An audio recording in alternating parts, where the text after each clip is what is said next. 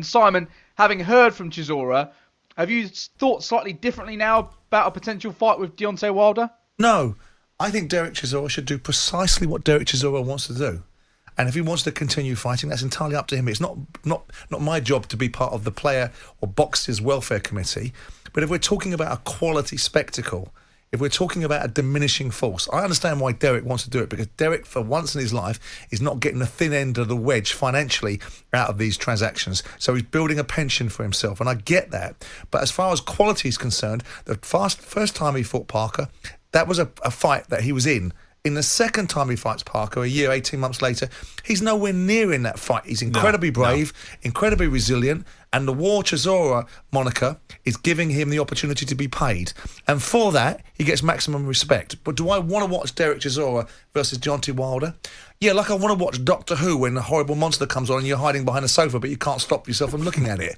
And there'll be an element of that. I mean, Simon, does Chisora Wilder get an audience, though? Yeah, of course it does. Because there you go, and he knows that. And that is the reasons why, if Dereck Chisora wants to continue to fight, it is nobody else's business, but his. He got well beaten in the last fight. He was he did, yeah. But he was still gallant, wasn't he? That he kept getting to his feet, and that's what people are worried about. They're worried about the fact he's too brave for his own good. Yeah, exactly. Does he need to be told by someone else? He can't. He just wants to keep going, doesn't he? And you're worried then about. He sounded brilliant there, didn't he? Very coherent. You'd like to think that he would sound brilliant. No issues. He would be bloody concerned if he sounded as if he wasn't cognitive or aware of his surroundings. If he starts to sound like Evander Holyfield sounded at the back end of his career.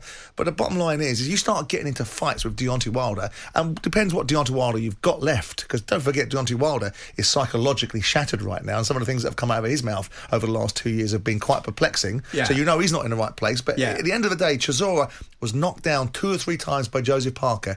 If Deontay Wilder detonates on him, he's going to knock him out.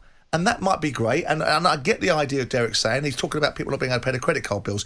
There's your answer. Dereck Chisora is not fighting for the love of the sport anymore. He's fighting because that sport brings him an economic return, which, by the way, he's entitled to.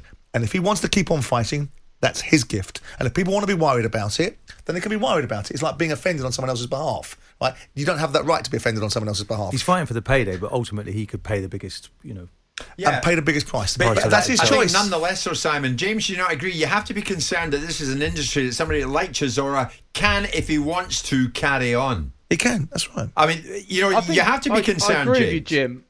Yeah, I think that there is a concern. One thing that boxing doesn't seem to have is a huge amount of aftercare for boxers after they have retired, which is something that they really need to look into. And actually, there's no one that... The issue is Chisora isn't going to listen to anyone. If he wants to do it, he'll do it. And as Dave Caldwell said, he doesn't want to train him for the fight. And if that's what Dave wants to do, that's his prerogative, as Chisora said.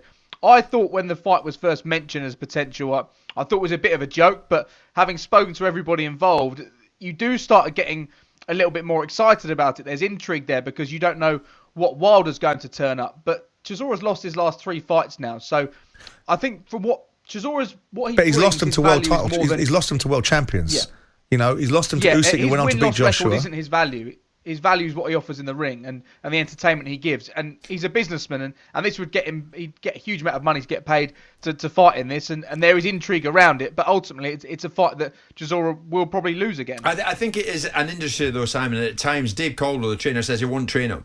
That somebody has to step in and save someone like Derek from himself. But he can't. And the idea, James makes an interesting point, that there's not a lot of aftercare.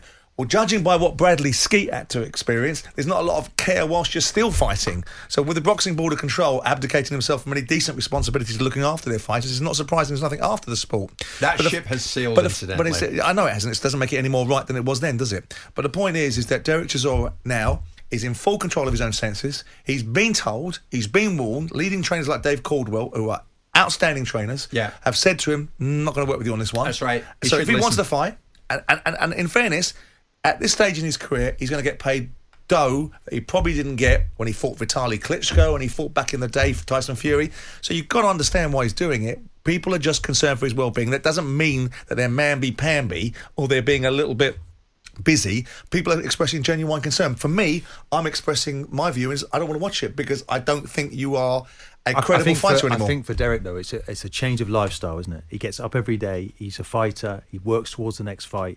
That's been his life. He can't face for life without many it. men. Yeah. And then, of course, the biggest fight of his life comes afterwards. And he knows it's coming. He's trying to put it off as long as possible. Yeah. But he has to be sensible. And if he's not going to listen to people around him, he's going to find out the hard way. James, thank you very much indeed. Simon, you know the drill. In an ideal world for Dereck Chisora, he'd love to come in here and melt you right in the kisser. No, he wouldn't. He doesn't want to come in here and talk to me. No, but you have to do pre-records with James because he won't come and talk to me because he doesn't like what I said to him last time. He'd like to plant one right on your chin. Oh, he wouldn't. He's a big boy. He can take criticism, can't he? Can't he? Dereck, anytime, mate, you're more than welcome in this studio. I'll just sit back and watch. Just gone 12:15.